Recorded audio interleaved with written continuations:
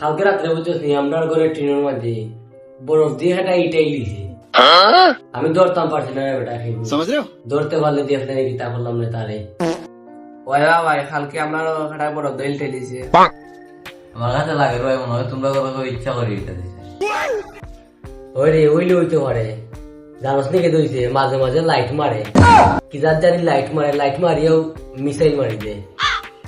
বড় সমস্যার মাঝে আছে রে বেটা। কেমন হবে মামা, তোমরা এই এম থেকে টার্গেট করছি?